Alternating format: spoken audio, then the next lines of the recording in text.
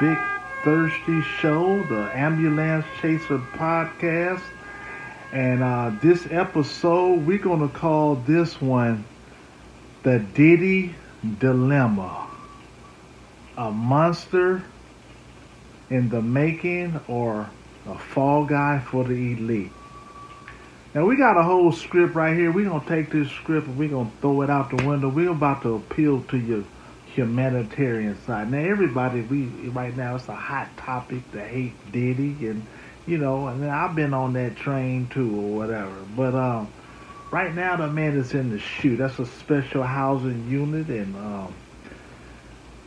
Manhattan at the Metropolitan Detention Center. It ain't nothing nice.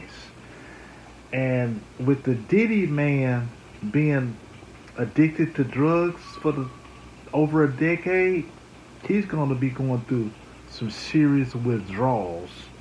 Now, he's on this stuff called Tootsie. We're going to go ahead and get demonetized. And cocaine. They've been doing them gummies laced with the cocaine or whatever. So they've been speedballing off ecstasy and coke for years. Now you just don't come off that too quick. But anyway, we're gonna run through some highlights on this script. First of all, Diddy with his attorneys, his original attorneys, Brofman and Associates, Benjamin Brofman, they was negotiating Diddy to be arrested on Tuesday. Well, the feds, they jumped the gun and come get him Sunday night. Now, what's all the rah-rah about? And to get him in lockup and then solitary and where he can't make no phone calls or nothing. What does Diddy know? Now, Suge Knight, he touched on it. He said, hey, man, you know a lot. And, it's going, so we getting off into that Epstein-ish, that Ghislaine, Maxwell-ish type shit. You know what I'm saying? That Suge Knight-ish type shit. When you know too much and they show too much. But, anyway, so Ben Brofman exits the case right after the arrest. He says, now he been getting paid hundreds of thousands of dollars, possibly millions, and day after arrest, he gets off the case. Now did he get ran off? Did someone send him pictures of his grandchildren playing soccer? But he claims that it was the more he peeled back layers, it got off into some political areas. Now, that's one thing we stay away from on this show is politics, because you can't get nowhere with politics or religion. You're going to lose half your audience no matter what you say. So I'm going to try to be objective. I'm going to try to be like a referee and shoot it down the middle and keep my personal stuff out of it. But it's real funny how Ben Brofman is not on the case. Now, Diddy replaced Brofman and Associates with some more super defense attorneys. Now he's got, so there's so formidable world criminal defense, and this Goldstein has some political. They known to get it in the political area. So, like I said, this case is more than what it seems. Everybody, we might be running around talking about some bottles of baby oil and a filed off AK, but it's looking like when you got a $60 million mansion with cameras in every room, and you've been throwing wild out parties, freak offs for 10 years, filming everything, you got some hell of a leverage. So, who did Diddy piss off when he pissed on them? So, hey, that's the question of the day.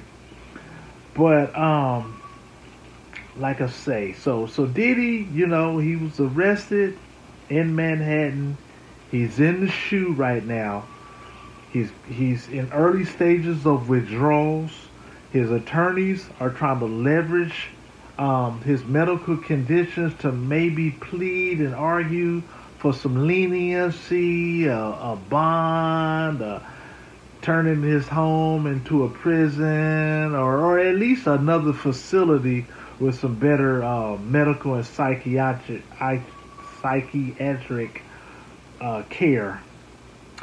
So yeah, they're going to be vulnerable. They're going to be leveraging that vulnerability because I hear in that MDT, they in the last week it's been 4 fatal stabbings, not to mention the ones that people survived.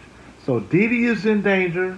He's in the shoe. When you're in the shoe, that's 23 hours. Locked down. I think they let them shower 3 times a week. So it's not, if you're used to wearing, $100,000 chinchillas and slipping and sliding and the Bentleys and Lambos, man, waking up at 4:30 in the morning to make your bed and eating breakfast and there's some old, half dead eggs. It's not a good look. So I just want y'all, I know we got all the jokes. We can get on here and we can clown P Diddy and No Diddy and Brotherly Love. We can say all that we want, but I want y'all to just think about it from a humanitarian side. Diddy is somebody's son, somebody's dad. I don't know if he got any brothers or sisters, but he got loved ones. And I know. Like I say, the title of the show is the Diddy Dilemma. Is he a monster or is he taking the fall for somebody? So, hey, I just wanted to put that on y'all mind. We going to throw this script away. I could have came on here and read on this script, but I gave y'all a piece of my brain.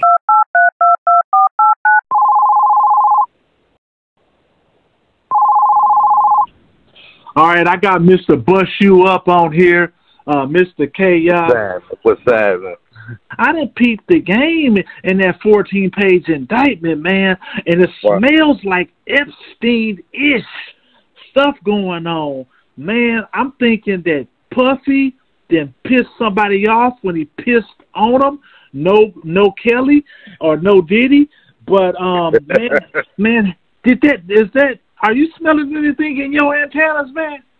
Oh, most definitely, bro. I see clear through it. One thing about Puff is the monster that they paint him out to be. And if you don't, I wouldn't really be surprised if you wake up one day and he gone. I hate to say that because there's too many people tied to Puff, and Puff is the motherboard of a corrupt, pretty much computer. Put it like that. Ooh-wee. I mean, yeah, man. You've been filming political figures, rich politicians, celebrities, people with influence for decades. Man, that's some hell of a leverage, man. Somebody want them tapes. Hey, Craig, I'm not going to ambush you. Okay. You're live on the podcast right now. And the podcast is called The Ambulance Chasers. It's the Big Thirsty Show.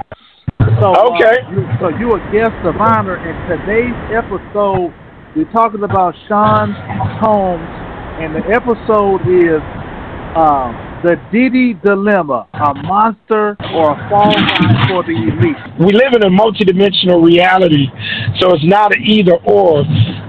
Sean, P Diddy, Puffy, Love, whatever he wants to go by, Combs, is both monster in the making and he's a fall guy.